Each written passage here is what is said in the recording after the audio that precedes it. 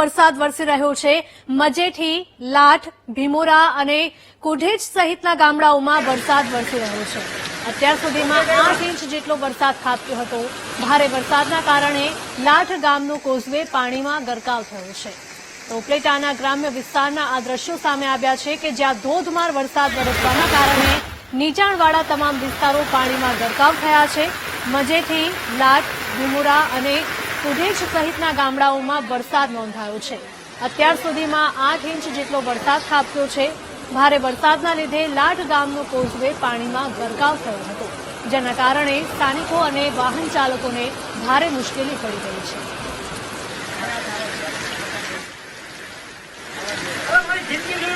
સંવાદદાતા વિક્રમ જોડાયા છે ફોન લાઈન પર। વિક્રમ, જણાવશો કે ઉપલેટાના ગ્રામ્ય વિસ્તારોમાં ધોધમાર વરસાદ વરસ્યો છે, કેવી પરિસ્થિતિ છે હાલમાં?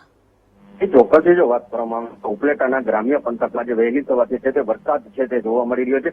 ત્યારે ઉપલેટાના ગ્રામ્ય પંથકની વાત કરીએ તો લાઠ, મજેઠી, કુંઠેજ એવા ગામોમાં છે તે સવારથી જ મેઘરાજા છે તે વરસી રહ્યા છે। ત્યારે લાઠ ગામ અને મજેઠી ગામના ક્રોઝવે છે તે પાણીમાં ગરકાવ થઈ ગયો છે। પાણીમાં ગરકાવ થતા ત્યાં વાહન વ્યવહાર છે તે ખોરવાયો છે અને વિદ્યાર્થીઓ જે સ્કૂલે જવામાં છે તે ભારે તકલીફ પડી રહી છે। ત્યારે બીજી બાજુ વાત કરીએ તો ત્યાં નીચાણવાળા ગામો છે જે ઉપલેટાના ગ્રામ્ય પંથકના, જે ગ્રામ્ય પંથકમાં જયારે વરસાદ આવે છે ત્યારે આ વરસાદ ગામના પ્રતિકો છે તે પાણી ફરી વળતું હોય છે અને ક્રોઝવે ઉપર પાણી આવી જતું હોય છે। ત્યારે વારંવાર લાઠ ગામના સરપંચ અને મજેઠી ગામના સરપંચ દ્વારા આ ક્રોઝવે છે તે ઊંચો કરવાની છે તે માંગ દર વર્ષે કરતા હોય છે, પણ તંત્ર છે તે ધ્યાન ન દેતું હોય, પણ એવું પણ સામે આવી રહ્યું છે। જી બિલકુલ, અહીંયા જોઈ શકાય છે કે સમગ્ર ગામમાં પાણી જ પાણી દેખાઈ રહ્યું છે। રસ્તાઓ દેખાતા બંધ થઈ ગયા છે, લોકોના ઘરમાં પણ પાણી ઘૂસી ગયા છે।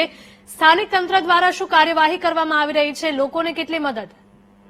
ચોક્કસ જો વાત કરવામાં આવે તો લાઠ ગામના સરપંચ દ્વારા છેલ્લા 4 વર્ષથી છે તે તંત્રને ફરિયાદ કરતા રહ્યા છે કે આ ક્રોઝવે ઊંચું કરવામાં આવે। આ ક્રોઝવે ઊંચું કરવામાં નથી આવતું ત્યાં પાણીમાં ગરક થઈ જાય છે અને વરસાદી માહોલ લઈને ઉપલેટાનો ગ્રામ્ય પંથકમાં ત્યાં નીચાણવાળા વિસ્તારો છે તે પાણી ફરી પડતું હોય છે। ત્યારે ઘરોમાં પણ પાણી ઘૂસી જતું હોય છે અને ખેડૂતો છે તે પોતાનો પાક છે તે વાવેતર કર્યું હોય, ખેડૂતોએ પોતાના પાકનું તેમાં પણ ગોઠણ ડૂબ છે પાણી ભરાઈ જતું હોય છે। એટલે ક્યાંક ને ક્યાંક ખેડૂતો પણ નારાજ જોવા મળી રહ્યા છે અને ખેડૂતોને જે મોંઘા ઘાટના ભાવના જે બિયારણ લઈ આવીને જે ખેતરમાં જે વાવ્યું હોય છે તે પાકનો પણ છે તે નષ્ટ થતો હોય છે, તેવું પણ સામે આવી રહ્યું છે। જી ખેડૂતોની કોઈ માંગ છે? ખેડૂતો શું કહી રહ્યા છે? ખેડૂતો એક જ માંગ કરી રહ્યા છે કે ખેડૂતો જયારે વરસાદ રહે ત્યારે અમારા ખેતરનો છે તે સર્વે કરવામાં આવે અને અમને જે સર્વે કરીને છે તે અમારી માંગ છે તે પૂરી કરવામાં આવે। સર્વે કરીને જે અમને જે મોંઘાનું જે બિયારણ વાવેલું હતું તેનો પાકનું જે થતું હોય કે વીમો છે તે ચૂકવવામાં આવે, તેવી ખેડૂતોમાં પણ માંગ જોવા મળી રહી છે। જી બિલકુલ વિક્રમ, આભાર।